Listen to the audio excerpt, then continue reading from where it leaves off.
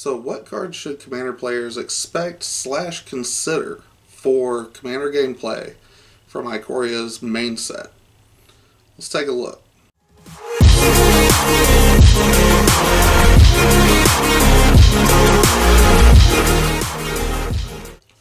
What's up, everybody? Welcome to a brand new episode of Top Commander. I'm your host, Matt. So, with Ikoria Lara Behemoths right around the corner, hopefully there won't be any further delays due to COVID-19, I wanted to go ahead and take this video to look at a couple of cards from Ikoria's main set. Now, none of these cards are in the Commander Precons. These are all cards from Ikoria's main set that I feel like a lot of people should expect to see gameplay at Commander tables or consider putting in their own personal decks or decks that they want to build. Now, these are in no particular order. I will go ahead and say that I didn't include any of the legends on this list. We all should know by now what legendary creatures work as commanders or are just fun to build as commanders or work within certain decks. Those are pretty much givens because legendary creatures is the name of the format basically because it's Commander. We deal with legendaries all the time. Now, the non-legendary cards, however, can be a little bit of a different situation, right? So, this list is in no particular order, but these are all just cards from the main set that I feel like are going to see play or you should definitely consider putting into decks. So, let's go ahead and get right into it, with the first card being Dranith Magistrate. He's one generic and a white for a 1/3 creature human wizard. Your opponents can't cast spells from anywhere other than their hands. This one has had a lot of people buzzing because they were wondering if this card was going to be banned. Now, let me break this down as to why. You can't cast anything from other than in your hand. Now, one of those spaces includes not being able to cast from the command zone. So how do you play Commander if you can't play your Commander? A lot of people were thinking that this was too much of a stacks kind of a card, that it should be banned. Is it going to see play? Absolutely. There are people that play stacks decks. This is a great stacks piece. I don't see any reason why people are not going to play this. Is the rules committee going to ban this from Commander? Until they do, I honestly don't think they will. Or should, honestly. Because when you look at it in a vacuum, it's a 1/3, it's a small creature, and it has no kind of protection, evasion, anything. There's no hexproof, no indestructible, no shroud. It should be easily taken care of, in all honesty. I don't see a problem with this card. Will it be annoying to be played at the table? Yeah. Let's go ahead and be real about that. That's going to be a real thing. It's going to be an annoying card, but most stacks cards are, right? And they haven't banned every single stacks piece, so I would expect to see this being played at the table. If it's too mean and too overwhelming, the rules committee might consider banning it later down the road. But at the same time, if you just talk with your play group and, you can adjust the meta accordingly. Not to mention, when that person does play that, how many other people at the table are just going to go start gunning after that person? Really think about that. You're playing against 3 opponents. You can't say that 3 people cannot take down a 1/3 with nothing on it. So, I'm going to go ahead and state that now.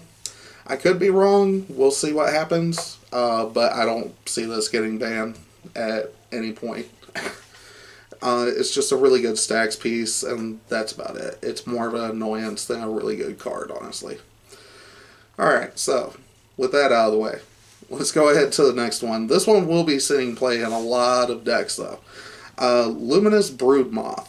2 and 2 white for a 3/4 creature insect. has flying. Whenever a creature you control without flying dies, return it to the battlefield under its owner's control with a flying counter on it. I definitely see this being played a lot.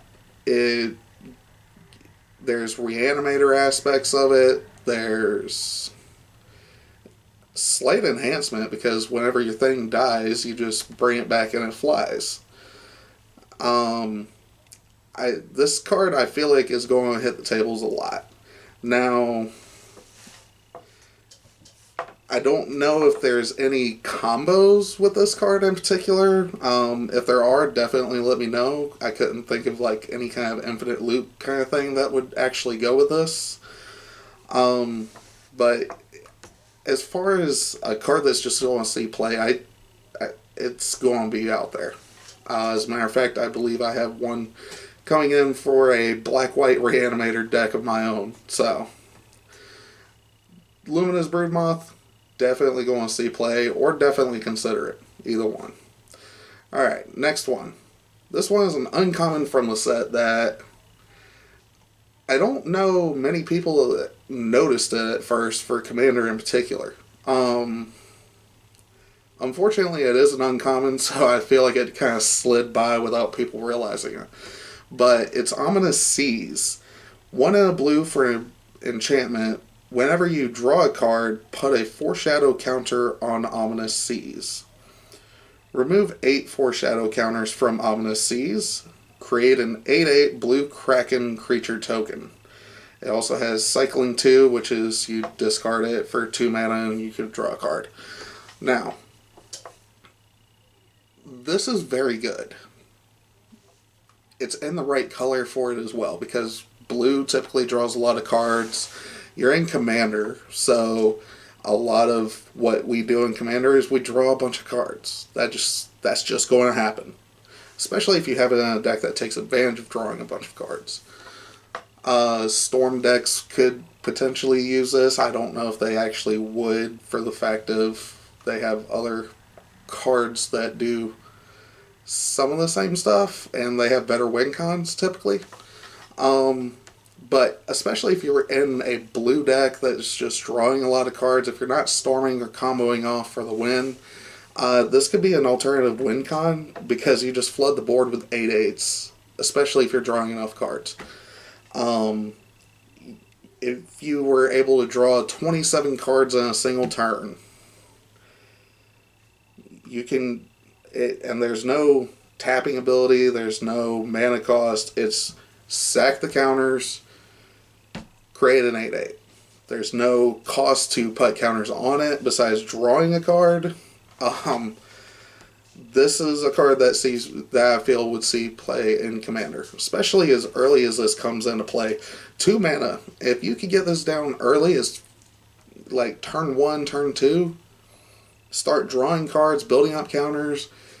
If nobody deals with this card, I can see this creating a bunch of 8/8 Kraken tokens out of nowhere. And it wouldn't be out of nowhere because it's kind of televised to people. So, and there's no restriction on when you can remove the counters either. So if your opponent goes to destroy it, if you have enough counters to make an 8/8, you could still do that. Yeah, this card is definitely a lot better than probably a lot of people are thinking. Alright, on to the next one. It's the Sharknado reference, so we already knew this one was coming at some point. Shark Typhoon, 5 and a blue for an enchantment. Whenever you cast a non-creature spell, create an XX blue shark creature token with flying, where X is that spell's converted mana cost. As cycling, which is the cycling cost on it is X, 1 and a blue, to discard it, draw a card, and whenever you cycle Shark Typhoon, create an XX blue shark token with flying. Now, there's a lot of text on this one, so the biggest thing is 6 mana in Commander is not hard to get to. You get this out, and every time you cast a non-creature spell. So if you were in it, I could see this being played again in storm decks, because typically they run a lot of instants and sorceries, not very creature heavy. This is something they could get down on the field when they go to storm off and they're creating a board full of flyers. Uh, Casting a Ponder or Preordain automatically just gives you a 1/1 flying token. It's a 1/1, it's not that big, but when you start casting like D-Spark, Utter End, uh, Reality Shift, you're now getting like 2/2s, 3/3s, 4/4s, 5/5s, and it just, there's no cap on it, there's no mana cost on it. It's just a free creature every time you cast something that's not a creature. That's just got Commander written all over it. I feel like a lot of people already saw this one coming, so if you don't consider it or if you don't expect it, you should. Both ways. Consider it and expect it, honestly. It's going to be seeing play, and it is a really good card. Now, the next one should definitely be doing pretty good in Commander as well. It's another uncommon enchantment. It is Bastion of Remembrance.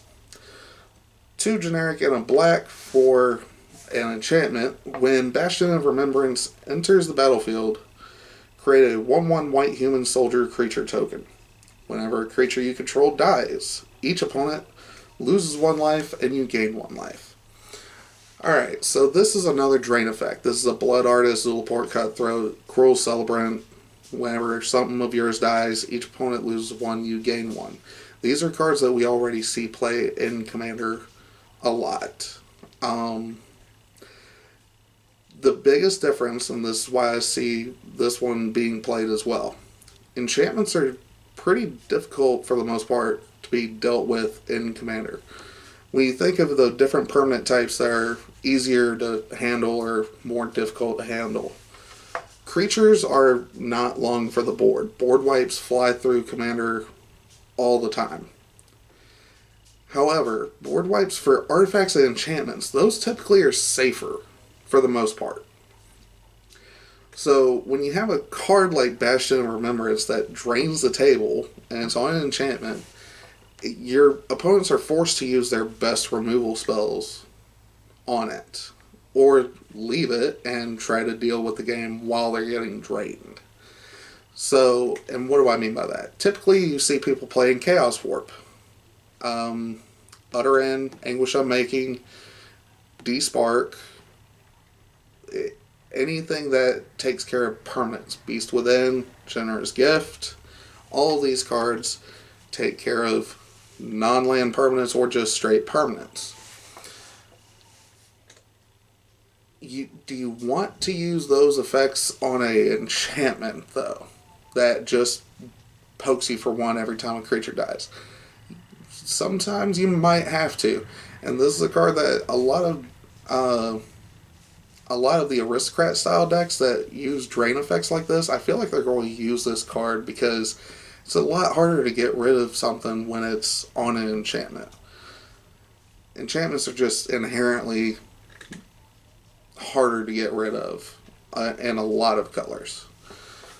So, with that being said, another drain effect as an enchantment definitely is going to see play. Definitely something you should consider if you have an aristocrat style deck yourself as well.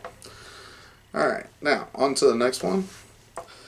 This one is another uncommon enchantment, but this one, the way that I read, I really like this card. This one is going to be more particular to a stompy build or a creature heavy build, but it's Footfall Crater. It's 1 red for an enchantment aura. Enchant land. Enchanted land has tap, target creature gains trample and haste until end of turn, and it has cycling 1 to discard it and draw a card. Now, Footfall Crater is a very interesting case, in my opinion. Most commander decks you see run Swiftfoot Boots and Lightning Greaves to give haste to creatures. This is an enchantment for 1 red that you can put on a land. And every time you play a creature, you just tap that land and give a creature haste or trample. Or haste and trample, I'm sorry. Especially in the right deck, if you're just playing a bunch of big creatures that don't necessarily have trample, just throw it on there and give the creature trample and haste. I feel like that one's going to be a little overlooked as well. Just for the fact that it's an uncommon, I definitely feel like that one should be considered. I don't know if a lot of people have noticed this card and are going to play it, but it's definitely one I feel like people should consider. Alright, on to the next one. This one has a lot of text on it. It is Luca, Coppercoat Outcast. 3 and 2 red for a legendary planeswalker comes in with 5 loyalty. +1. Exile the top 3 cards of your library. Creature cards exiled this way gain. You may cast this card from exile as long as you control a Luca planeswalker. -2. Exile target creature you control, then reveal cards from the top of your library until you reveal a creature card with higher converted mana cost. Put that card onto the battlefield and the rest on the bottom of your library in a random order. -7. Each creature you control deals damage equal to its power to each opponent. Alright, that was a lot. So this is the new Luca Planeswalker. I feel like a lot of people have seen this one already and probably have passed judgment on it. I haven't heard a lot of people really talk about it for Commander, but especially for casual tables, if you just play it as a 5 mana and just -2, and you basically Chaos Warp, right? Because you exile it. Okay, so you exile a creature and then you get a creature with a higher converted mana cost. That's the main ability that I'm focused on this one, is that -2. I do like it. It does seem pretty good, actually, because depending on how you built your deck, you can sack a 3 cast cost creature or a 4 cast cost creature and get something like Rampaging Velos, Avenger of Zendikar, Blightsteel Colossus could come off of this. You never know. Just, again, it depends on how you build your deck. But I do like this one. The ultimate is pretty neat. It's pretty neat in a creature-heavy deck. I like it. The +1, though, I'm not a huge fan of. I mean, I do like the idea of it being card advantage, but you can only cast those creatures if Luca is still on the field. That part I'm a little concerned with. Because you could +1 him, and before you could even cast the creatures, your opponent could just be like, okay, kill the Planeswalker. And then you just exiled 3 cards from your deck for nothing. So that one's a bit of a play around, in my opinion. So I guess in the end, is that enough to make him not good for Commander? I guess we'll have to find out. Or let me know down in the comments below. Alright, now this next one, I wanted to try to stay away from cards that were specific to certain decks, if that makes sense. Like, I wanted to try to stay away from cards that were like, oh, this card goes great in this one deck, and that's it. Bastion of Remembrance was one that, like, yes, it's good for aristocrat style decks. There's a lot of different aristocrat style decks. A lot of different colors, wedges, everything. This one is unfortunately one that I don't know if there's another commander that would really play this, but is one that I think you should consider because it's not in the precon, which probably gave it away. This is Unpredictable Cyclone for 3 and 2 red for an enchantment. If a cycling ability of another non-land card would cause you to draw a card, instead, exile cards from the top of your library until you exile a card that shares a card type with the cycled card. You may cast that card without paying its mana cost. Then, put the exiled cards that weren't cast this way on the bottom of your library in a random order. Alright. Now, one of the 5 precons that came out was the Jeskai cycling themed deck. This card is not in that deck. Now, this is one that I feel definitely goes in the I believe it's Gavi, Gavi, however you pronounce it. It's in that cycling deck.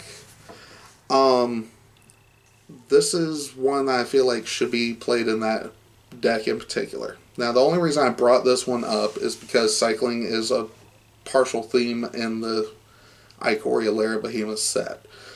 This is one that I just felt like you get a lot of value, and with Commander players getting the precons, they're going to be getting the cycling precon anyways.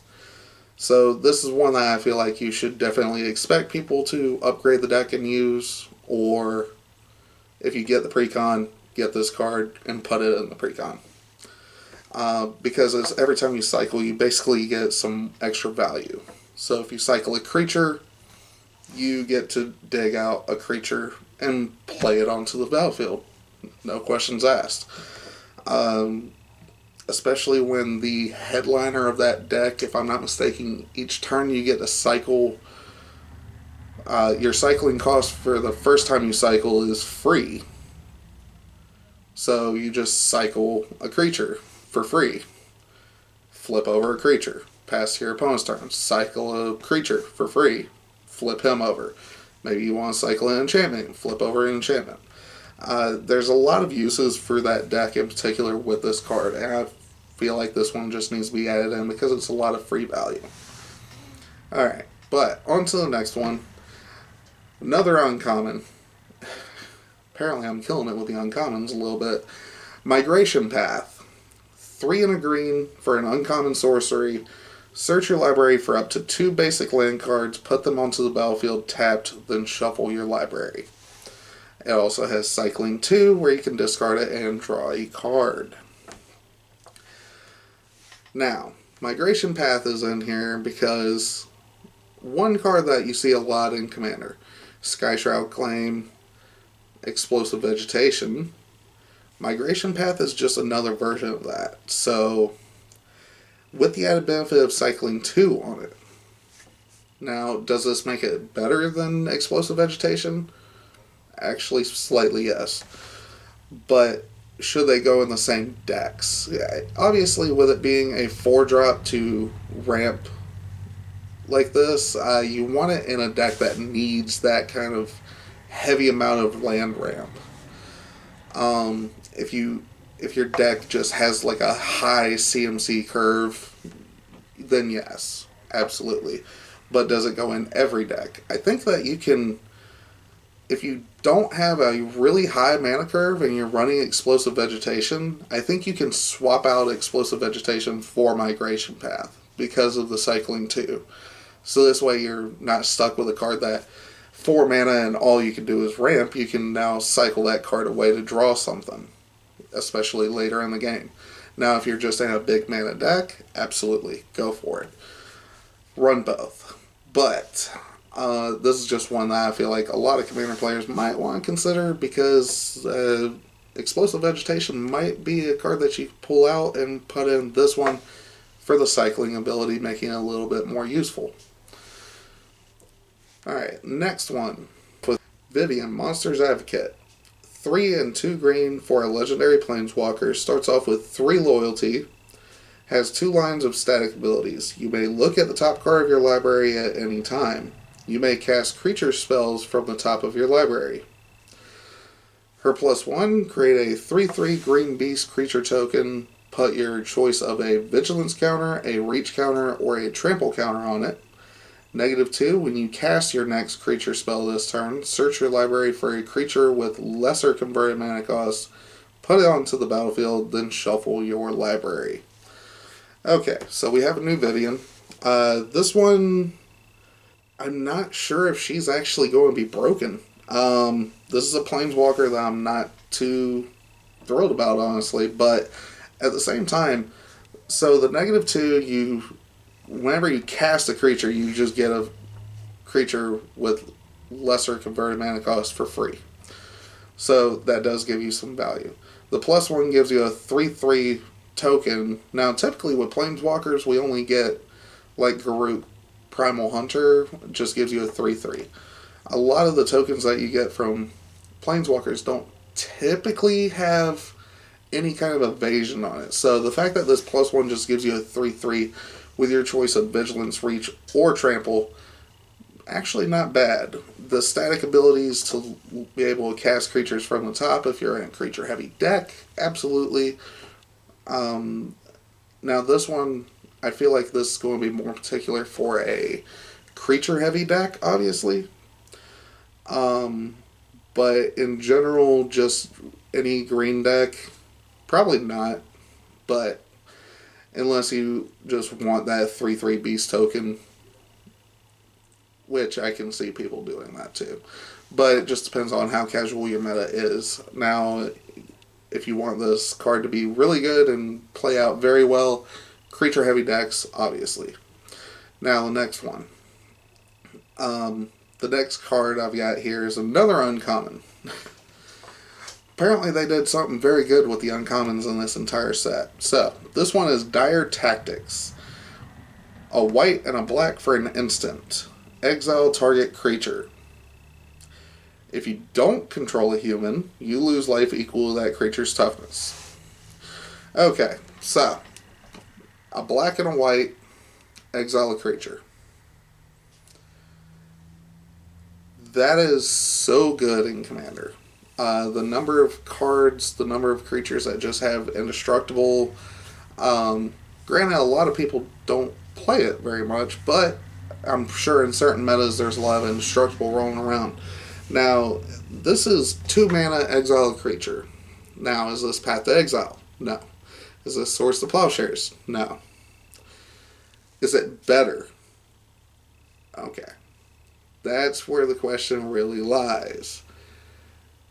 It potentially can be better. If you obviously have to be in black and white, but how often do you see people running humans in Commander? Pretty often, actually. So this could potentially just be a black and white, exile the creature, no questions asked. You don't have to lose life, necessarily. Now, this can be in a certain build, but a lot of Commander decks just typically have humans in them to begin with, just incidentally. Alright, so this next card is another Planeswalker from the new set. Narset of the Ancient Way. We have another Narset. If she is broken. Let's find out.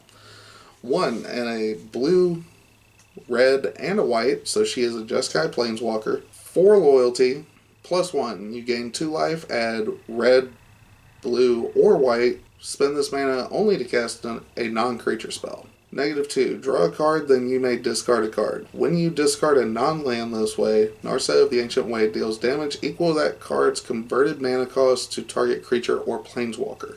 -6. You get an emblem with whenever you cast a non-creature spell that this emblem deals 2 damage to any target. Okay, so another ultimate ability that plays very well with storm effects if you can pull off the emblem. The +1 gives you a little life gain and a little ramp for 4 mana. This isn't bad. The -2, though, I kind of like that. You get to loot. You get to draw a card, then discard a card. So you're looting. And if you discard a non-land, you can use that card to your advantage and deal damage to something. So I feel like it should see play. Definitely consider it.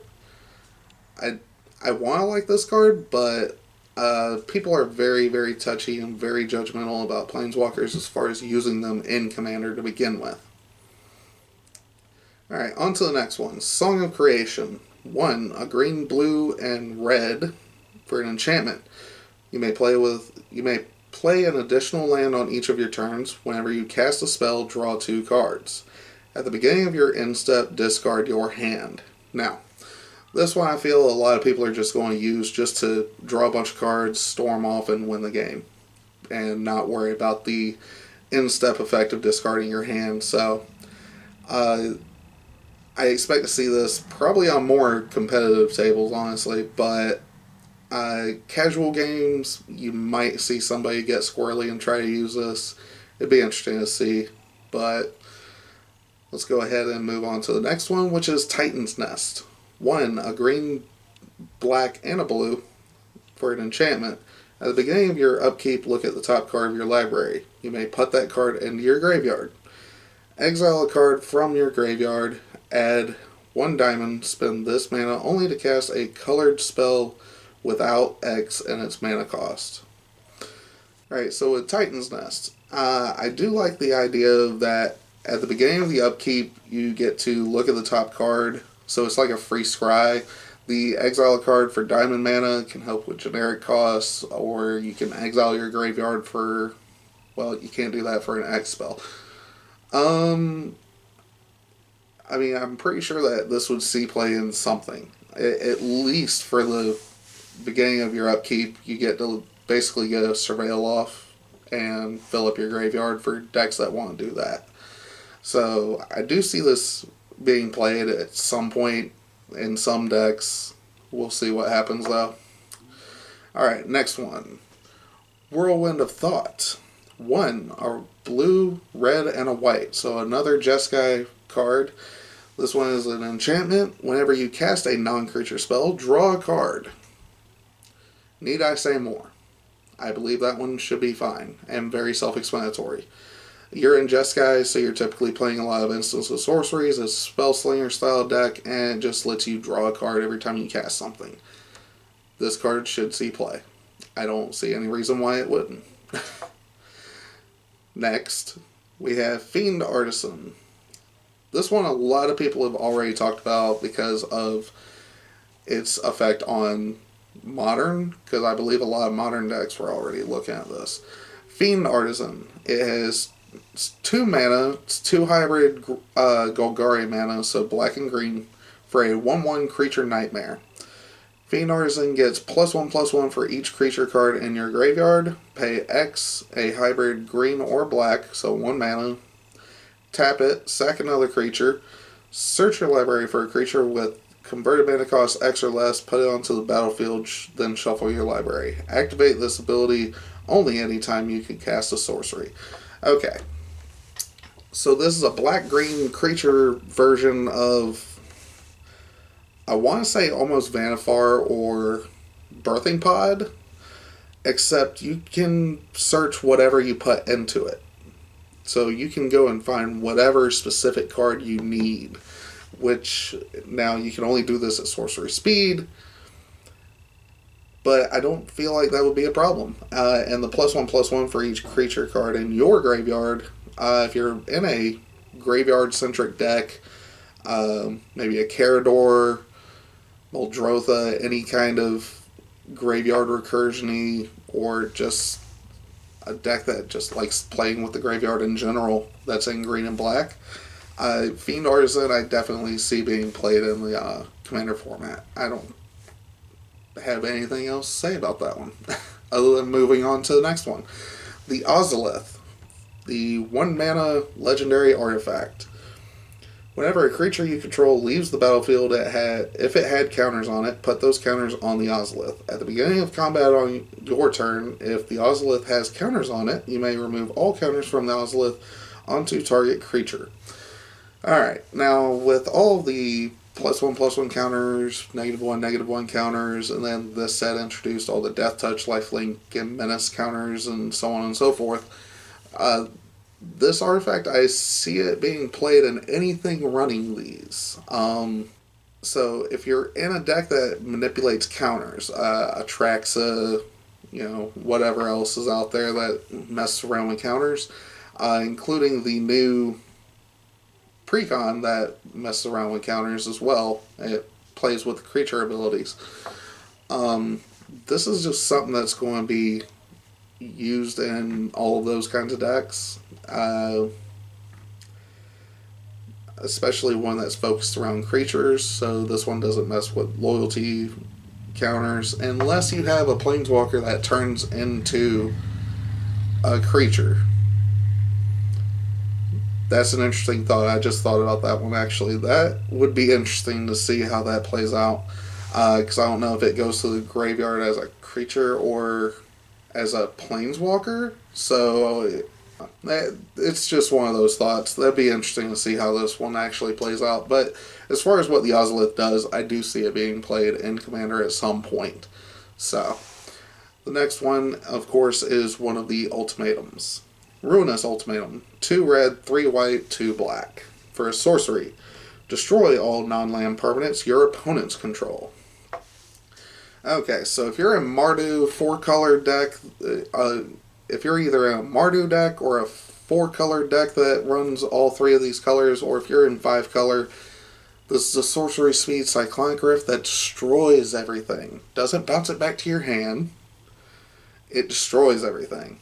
Does that make it more fair than Cyclonic Rift? Well, the fact that it's sorcery speed and the fact that it's got a very strict mana cost, I think it is a lot better than Cyclonic Rift in a fairness sense. That being said, Cyclonic Rift is also fine, but that's just my opinion.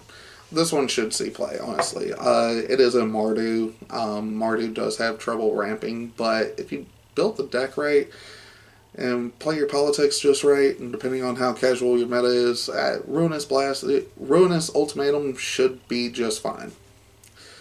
Now, next one is, of course, Genesis Ultimatum. 2 green, 3 blue, 2 red. Look at the top 5, put any number of permanent cards from among them onto the battlefield, the rest into your hand, exile Genesis Ultimatum.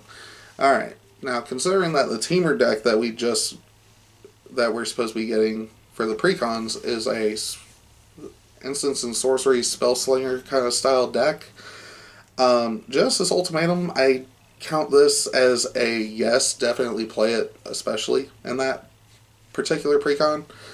Because if you're going copy spells, you get this ability more than one time, which makes it way, way better.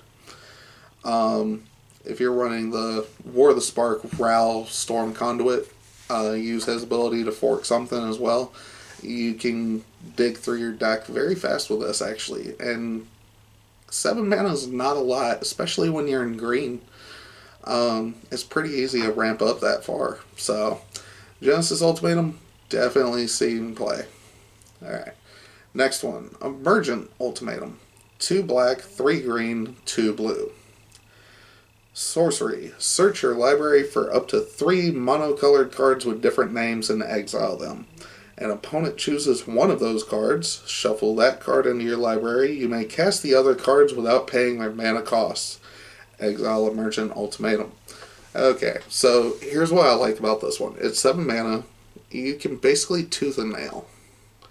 You get 3 options. Now, granted, it's kind of bad that your opponent gets to choose one that you don't get. And they have to be monocolored. But, I mean, if you're... the colors that you're in, if you're giving them the option of... I don't know, Mikaeus the Unhallowed... Craterhoof Behemoth with a full board of tokens, and pick a creature. This one should be seeing play as well. Eerie Ultimatum. 2 white, 3 black, and 2 green for a sorcery. Return any number of permanent cards with different names from your graveyard to the battlefield. Yeah, this is a mass graveyard recursion card that just brings your entire graveyard to the battlefield, because we're in Commander, we're in a singleton format. So this one will definitely be seeing play if you're in that colors and if you're in a creature heavy deck. Oh, it's actually any number of permanents, so that includes planeswalkers, artifacts, and enchantments as well. So just bring back everything, why not? Yeah, this one's going to be played. I don't see any reason why it wouldn't, because that's pretty busted, bringing back everything all at once from the graveyard. So, next one, Mythos of Nethroi. 2 generic and a black for an instant. Destroy target non-land permanent if it's a creature, or if green and white was spent to cast this spell. The way they worded this one is very different. Is very odd. So I'm guessing that if you pay 2 generic and a black, it just destroys a creature. So if you pay... Alright, if you cast this card for green, white, black, destroy a target non-land permanent. That's how that reads. I'm guessing the way they worded this one was very odd, actually, in the text box. Alright, so green, white, black, destroy a permanent. It's another Beast Within, it's another Assassin's Trophy. I see no reason, especially if you're in those 3 colors anyways, go ahead and run this one. It's just another destroy target permanent, basically. Alright, Mythos of Snapbacks, 2 generic and 2 white. Each player chooses an artifact, a creature, an enchantment, and a planeswalker from among the non-land permanents they control, then sacks the rest. If red and black was spent to cast this spell, see, this is the correct wording. If red and black was spent to cast this spell, you choose those permanents for each player instead. Alright. This is a board wipe where if you're in Mardu, use it, and you get to choose what your opponents are left with, which can give you the advantage. There's no reason not to run that one, especially if you're in those 3 colors in general, actually. But that's all the cards I have on my list. Like I said, there was no legendary creatures, there was no, not a whole lot of, in particular, this one niche card would work very well in this one random deck. These are just kind of broad, based on the colors, cards that you would expect to see in Commander gameplay. But that's all the ones I have for my list. If there's any others that you can think of, let me know down in the comment section below. If there's any that I missed, or any combos that I probably missed about some of these things, give me a heads up. I'm all ears. Alright, with that being said, if you like this video or any other videos that I create, be sure to hit that subscribe button, hit the notification bell so you find out when I upload a new video, hit that thumbs up button, share the video with any friends, family, or members of your play group that you play with that would enjoy content like this, and if you wish to support me directly, be sure to visit patreon.com/topcommander. We'll have that on the screen. Check out the different tier levels for the patrons. It's currently set up for more of involving the community and the audience with the show. So, till then, take it easy, and hopefully y'all are staying safe with the COVID-19 pandemic, and I'll see you guys next video.